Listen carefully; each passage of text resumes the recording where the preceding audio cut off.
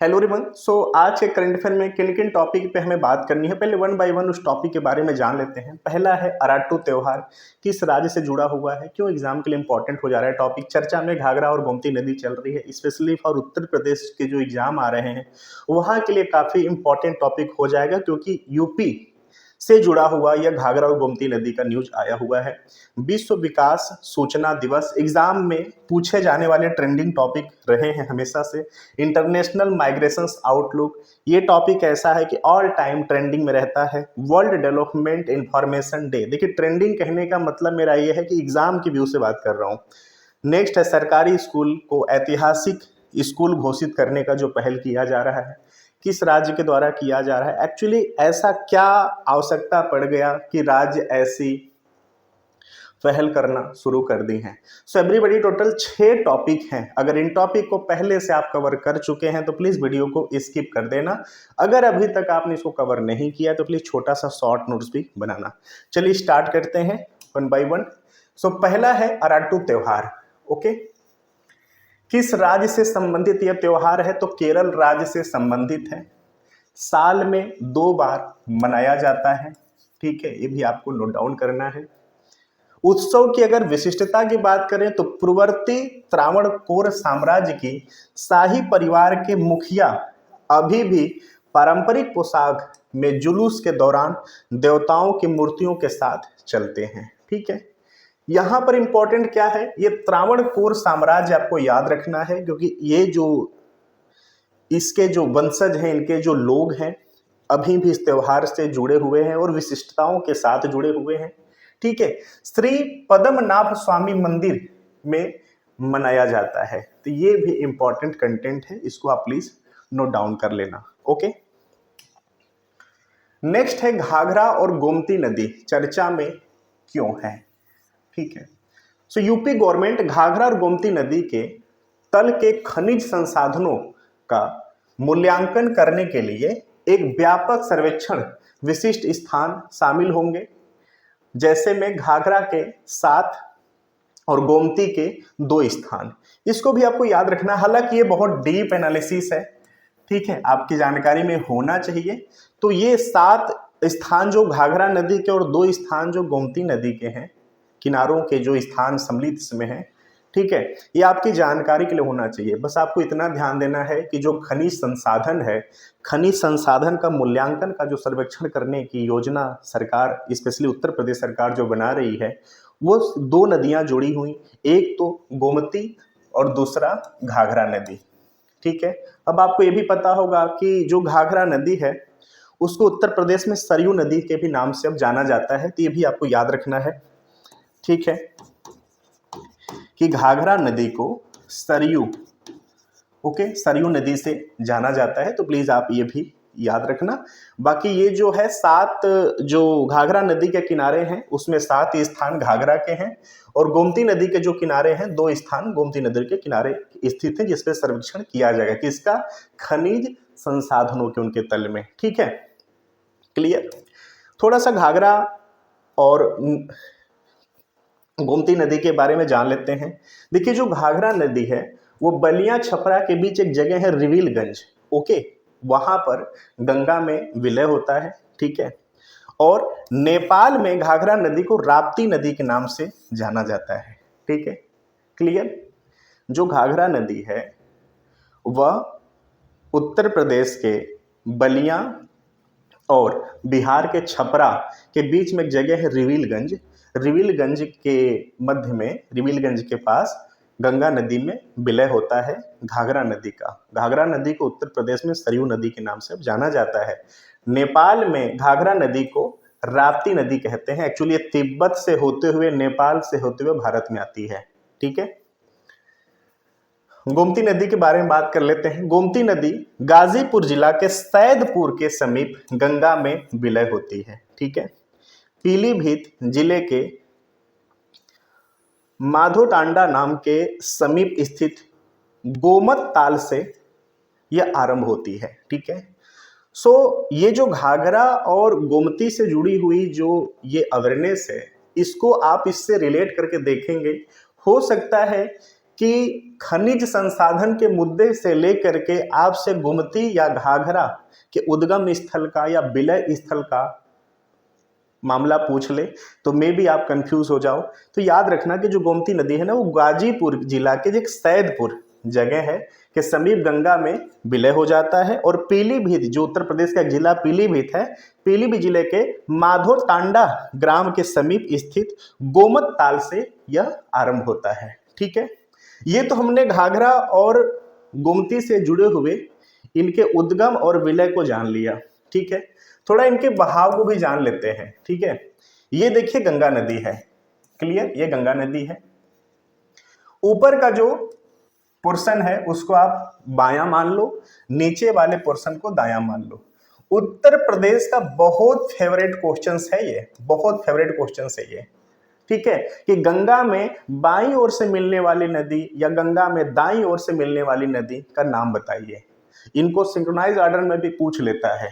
तो देखिए, बाईं ओर से गंगा में मिलने वाली जो गंगा की सहायक नदियां हैं उसमें रामगंगा, गोमती, घाघरा, गंडक, कोसी और महानंदा है। जो घाघरा, गंडक, कोसी है यह नेपाल से आती है भारत में। ठीक है, यह भी याद रखना, क्लियर। गंगा नदी में दाईं ओर से मिलने वाली नदियां कौन कौन सी हैं? यमुना, टोंस और सोन। ये गंगा की सहायक नदियां हैं। और गंगा की उप सहायक नदियां जो कि सहायक नदियों में मिलकर के फिर गंगा में विलीत होती हैं, तो चंबल, बेतवा और केन। जो चंबल नदी है वो इटावा जिले में गंगा में यमुना में मिलती है। बेतवा जो है वो हमीरपुर में गंगा में मिलती है। और केन नदी बांदा में यमुना नदी में मिलती है। तो जो यमुना नदी है वो गंगा की सहायक नदी है। चंबल, बेतवा और केन यह गंगा की उप सहायक नदियां हैं। ठीक है, तो दायां और बायां हमने देख लिया। उत्तर प्रदेश पीसीएस का बहुत ही फेवरेबल क्वेश्चन है ये, कि दाईं ओर से मिलने वाली नदी और बाईं ओर से मिलने वाली नदी। ठीक है, और गोमती और घाघरा के बारे में हमने बिल्कुल बेसिक जान लिया, कहाँ से निकलती है, किस जिला में मिलती है और इसकी अवस्थिति क्या है। ठीक है,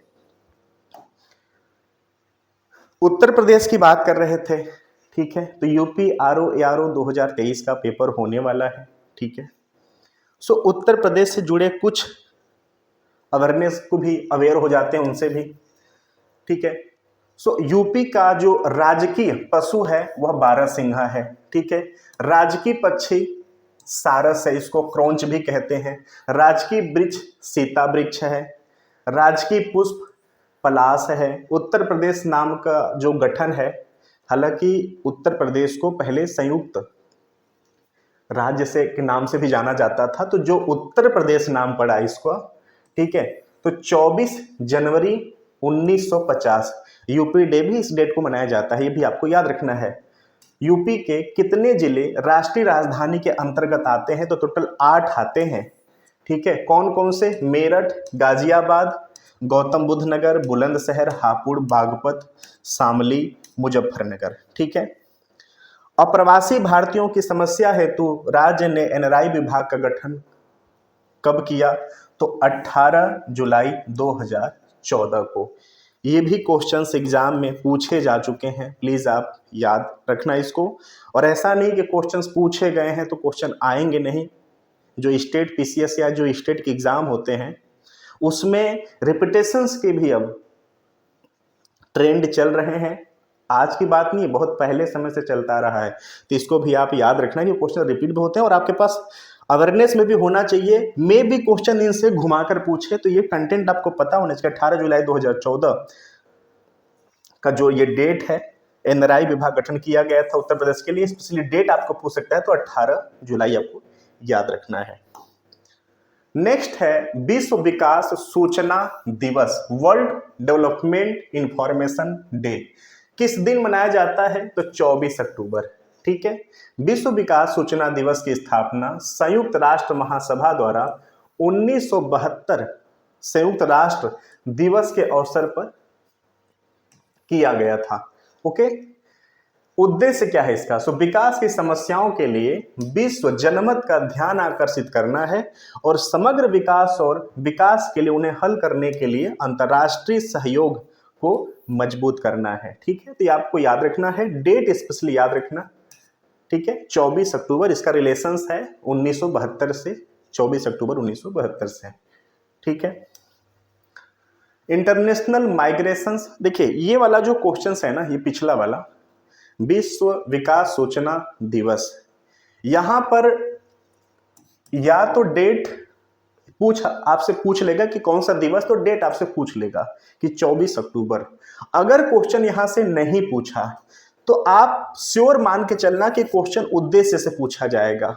ठीक है, क्वेश्चन उद्देश्य से पूछा जाएगा। विकास की समस्याओं के लिए विश्व जनमत का ध्यान आकर्षित करना है और समग्र विकास और विकास के लिए उन्हें हल करने के लिए अंतर्राष्ट्रीय सहयोग को मजबूत करना है। यहाँ पे आपको कंफ्यूज कैसे किया जाएगा, ऐसे और सारी एनजीओ और अंतर्राष्ट्रीय संस्थाएं हैं जो इनमें से मिले जुले उद्देश्यों को पूरा करने के लिए काम करती हैं, वहाँ पर उनको ऐड किया जाएगा और आपको कंफ्यूज करने की कोशिश की जाएगी। तो प्लीज़ ये बात ध्यान देना है, ये जो उद्देश्य है इनको बहुत ही बारीकी से आप ध्यान देंगे कि आखिर इसका उद्देश्य क्या है। ठीक है, तभी जाकर अगर उद्देश्य से क्वेश्चंस आपसे स्टेटमेंट के तौर पे पूछा जाता है तो कंफ्यूजन क्रिएट होगा। ठीक है, इंटरनेशनल माइग्रेशंस आउटलुक 2023 इंपॉर्टेंट है, किसने जारी किया है? तो organisations for economics cooperation and development, OECD, इसका शॉर्ट फॉर्म भी याद रखना, कभी कभी शॉर्ट फॉर्म भी पूछ लेता है, आर्थिक सहयोग और संयोग संगठन। ठीक है, दुनिया भर में प्रवासन प्रकृतियों का विश्लेषण करने के लिए OECD द्वारा अंतर्राष्ट्रीय प्रवास पैटर्न पर एक रिपोर्ट अंतर्राष्ट्रीय प्रवास आउटलुक 2023 जारी किया गया है।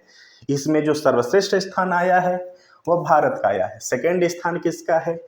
चीन का आया है। ठीक है, ये भी आपको याद रखना है। 0.41 मिलियन प्रवासियों के साथ भारत लगातार सूची में शीर्ष पर बना हुआ है। 0.23 मिलियन प्रवासी के साथ चाइना सेकंड पे बना हुआ है। तो ये आपको याद रखना है। क्लियर? और इसका नाम प्लीज याद रखना, organisations for economics cooperations and development, OECD।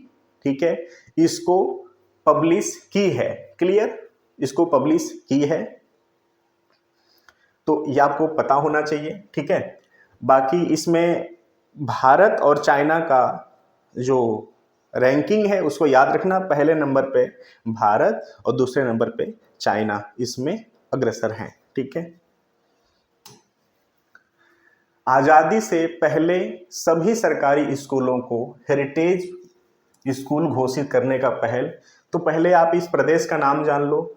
Arunachal Pradesh की जो CM है पेमा खांडू ने यह घोषणा किया है। ठीक है, तो आपको ऑप्शन में राज्य के नाम आ जाएंगे, तो वहां पर आपको बताना है कि जो अरुणाचल प्रदेश है, अरुणाचल प्रदेश के CM ने ऐसा पहल करने की घोषणा किया है। एक हेरिटेज स्कूल के रूप में परिसर के भीतर एक संग्रहालय के साथ साथ बुनियादी ढांचे विकास पर विशेष ध्यान दिया जाएगा। यह निर्णय पासीघाट के निकट राजकीय माध्यमिक विद्यालय के अनुरोध पर पासीघाट के पास राजकीय माध्यमिक विद्यालय बालेक अपनी प्लेटिनम जयंती मना रहा है। ठीक है, क्योंकि स्थापना 1946 में हुई थी। तो जो बालेक है ना, इन्होंने ही अनुरोध किया था अरुणाचल प्रदेश के CM से, पेमा खांडू से, कि ऐसी पहले की जाए ताकि हमारी संस्कृति को संजोया जा सके, लोगों को उसके तरफ आकर्षित कराया जा सके, लोगों को बताया जा सके। ठीक है, तो ये विद्यालय का भी नाम आप याद रखना। ठीक है, राजकीय माध्यमिक विद्यालय बालेक प्लेटिनम जयंती मना रहा है, स्थापना 1946 में हुआ था, तो ये डेट भी आपको याद रखना है। ठीक है, 20 फरवरी 1987 को पहले अरुणाचल प्रदेश यूनियन टेरिटरी के रूप में था, आधिकारिक तौर पर अरुणाचल प्रदेश राज्य के रूप में बना। डेट याद रखना 20 फरवरी 1987। ठीक है, नॉर्थ ईस्ट फ्रंटियर वाला जो ऐतिहासिक अवेयरनेस है इसी से जुड़ा हुआ है, तो वो भी अभी उस पर नहीं जाएंगे, बहुत लेंदी मामला हो जाएगा। ठीक है, तो 20 फरवरी 1987 को यूटी के स्थान पर अरुणाचल प्रदेश को राज्य में बदला गया था। ठीक है,